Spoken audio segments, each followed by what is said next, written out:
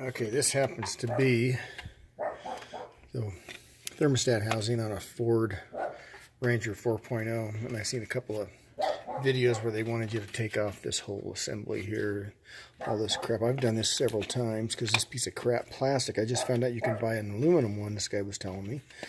But anyways, this was under warranty. The old one, the bolt down there stripped, so I had to break it off, and they gave me a free one, so I'm just going to put this back on. It'll probably last a couple of years. But anyways, it'll go right back in there. You don't have, you can get the thing out. It's kind of a little pain in the ass, but you can get it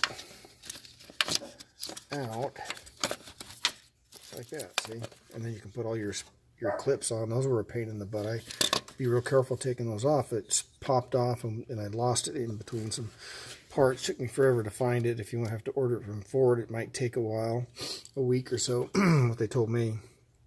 So anyways, yeah, you can just get this thing right. It's got a little combination you got to figure out, but it'll wiggle right in there, and you can bolt it down. So I'm going to put the gasket on it and do it. But anyway, my radiator cracked. It's not a big deal. It came out real easy, 2 bolts. And they gave me a brand new radiator right there for $150.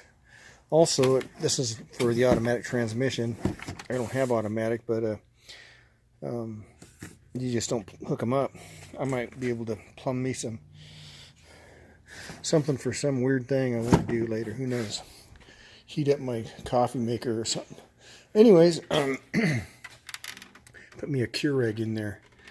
So yeah, so I'm redoing this 270,000 mile motor and upgrading some hoses while I'm here.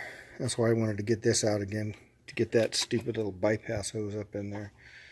And I actually got it out with it on, but there's no way I would have been able to put it back on. So, all right, thanks. I hope it helped you out, because I know some of the videos I was watching on this were like going into some really deep crap, taking off these injectors and whatnot.